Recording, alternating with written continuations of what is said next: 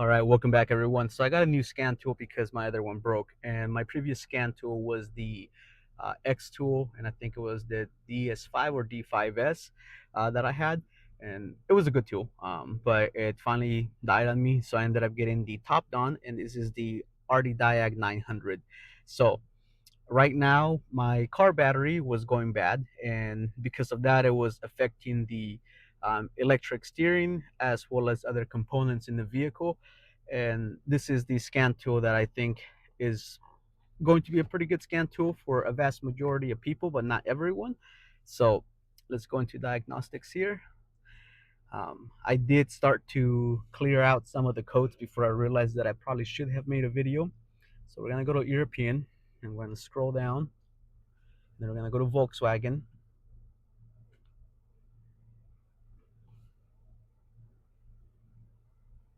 All right, then we're gonna do automatic, and then we're gonna do read, and then boom, that's the VIN. So then we hit confirm, and then we're going to do the BU 2018 USA because this is where we're at. And then again, hit OK. And I'm going to do this to two other vehicles. I have a 2016 Ford Focus that's got some codes that need to be cleared out, and I haven't cleared them just because I wanted to show in the video. And there's also a 2013 Tacoma that I'm going to show you that's got a current check engine light, and we're going to figure out what the code is for that. Three different vehicles, three different makers, different regions. That way we could actually make sure that like this scan tool can perform adequately for a vast variety of vehicles. They claim that it does all these other vehicles, but again, having the actual like visibility of like the scan tool doing what it claims to do is always going to be beneficial. So, all right, let's do auto scan.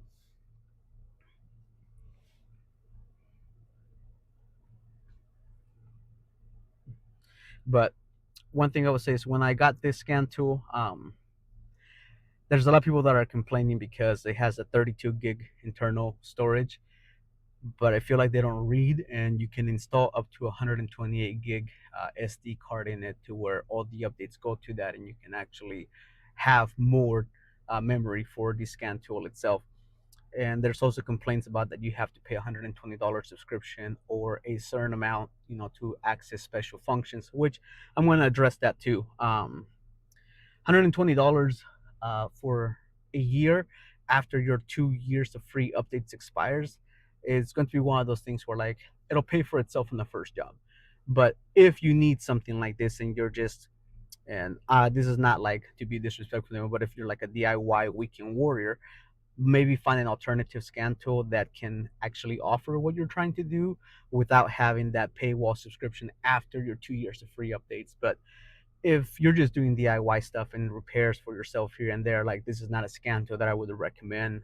Just for the simple fact that again, it I think it goes for like $290 if I'm not mistaken.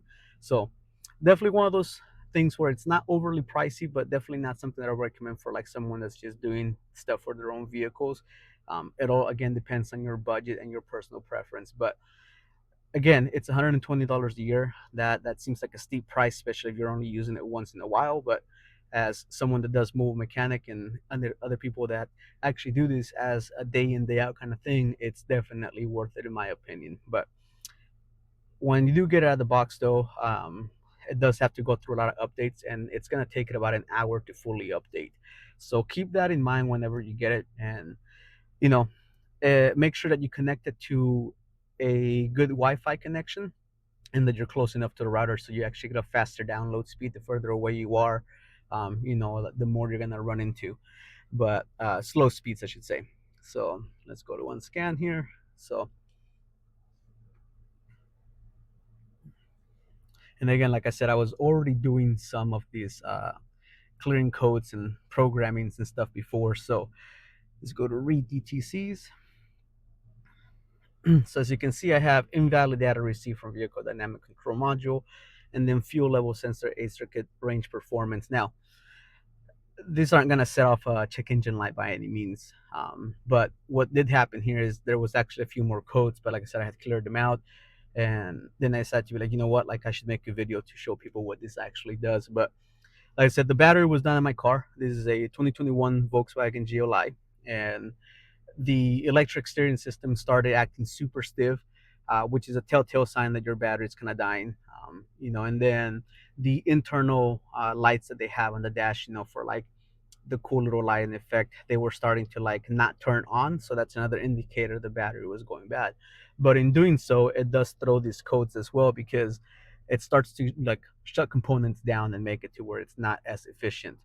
Now, these are the two that I haven't cleared out. But anyways, all you're gonna do is once you I already did the battery relearn, by the way, which is another thing that needs to happen, and that's what I'm gonna talk about in the next vehicle. So we're gonna clear DTCs.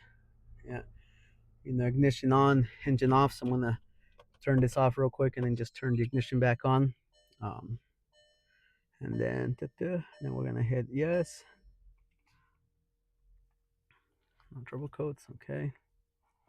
Read DTCs. No trouble codes. So anyways, that's exactly how it should work, what it should be doing. The codes are gone, and again, they're not a permanent code to where it affects like anything that needs to have a drive cycle to clear it out. But anyways, this is again for the 2021 GLI. And now I'm gonna pause this video and go to the next vehicle and show you the code that's on that one, explain what happened there. Okay, so now here we are, the 2016 Ford Focus, and we're gonna go to diagnostics again, and then we're gonna hit American, and we're gonna go to Ford. Then we're just gonna do again automatic up here. Click that, and then reading VIN, and then we're gonna confirm it. That's the correct VIN. And then this is going to be again after 2016 because it's 2016 model. So we're establishing connection.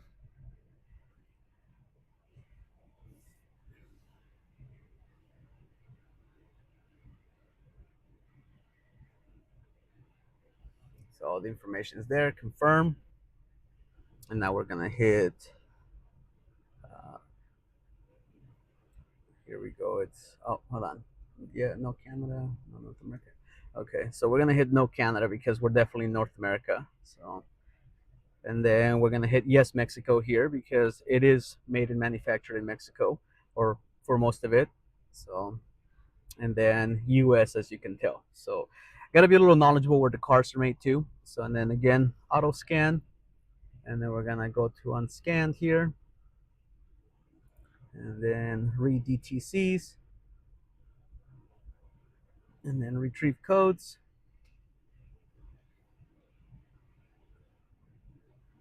So no trouble codes. Okay. Okay, let's go back.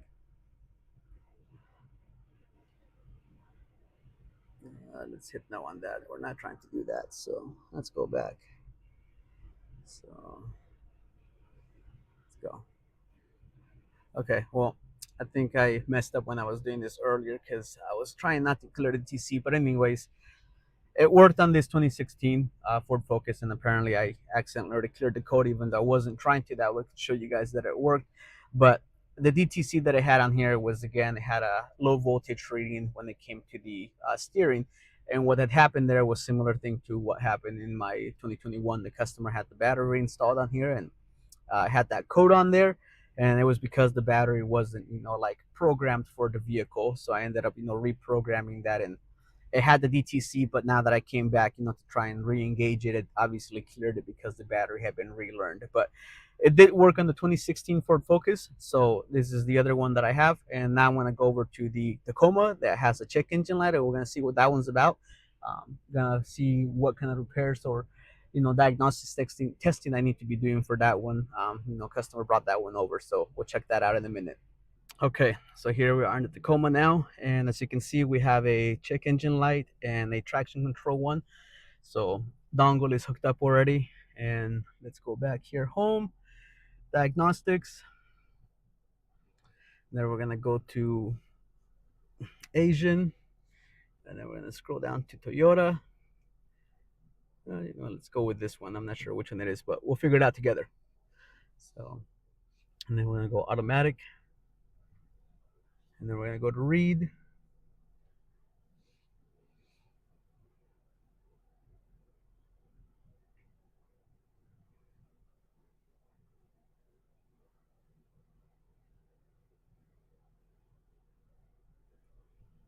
taking a little longer on this one. Okay, so there we go. So now we're gonna hit confirm again. Same steps. Shoot, I'm gonna go with vacuum type on this one. Yeah. So, okay, never mind. It's a 2010. I got the year wrong, but anyways, trying to remember all these cars. So we're gonna go to auto scan here, and then here we go. Scan for the DTCs.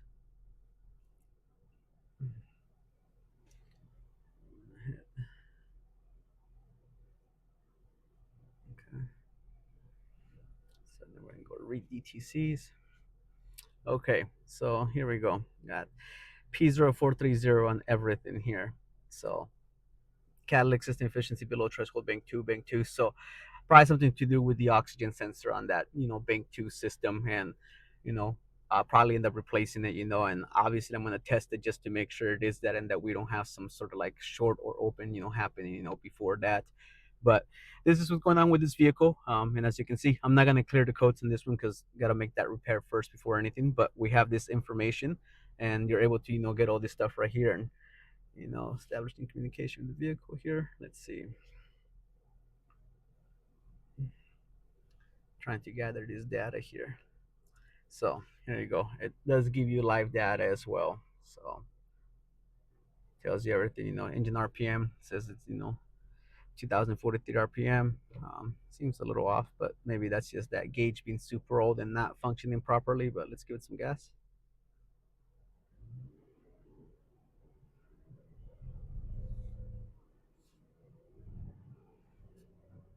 Open it up. It's not. Okay. Oh, there's something going on here. Clearly not communicating right because we're definitely not going 108 kilometers. That's definitely not it. So we got some throttle position sensor there. Yeah, so I'm guessing there's some other issues going on here, but we'll address that in a little bit. Gotta let the customer know. But let's see data stream here.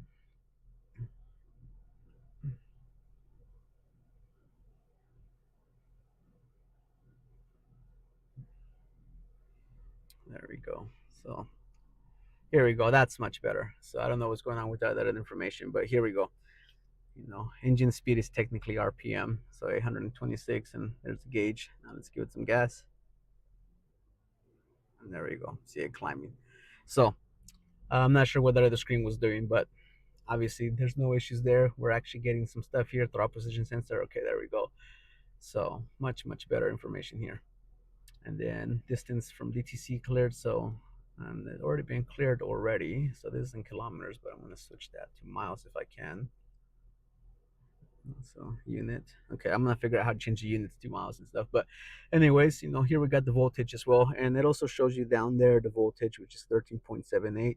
So, but anyways, that's the way that this ArtiDiag900 Lite from Top Down works right now. Like I said, I'm not gonna clear any DTCs or anything because it's something they gotta repair and then verify that repair, and hopefully it goes away after a drive cycle or two once I'm actually able to like pinpoint the exact issue. I'm not just gonna throw parts at it without verifying. But I hope you guys enjoyed this video and it gave you a little information. 3 different vehicles, 3 different time eras, and different manufacturers. So the ArtiDiag900 Lite can work pretty good for a lot of things. But actually, before I go, let's just exit this real quick. Yeah, confirm. For some reason, it doesn't like it when you do it that way. But I'm just trying to exit this right now.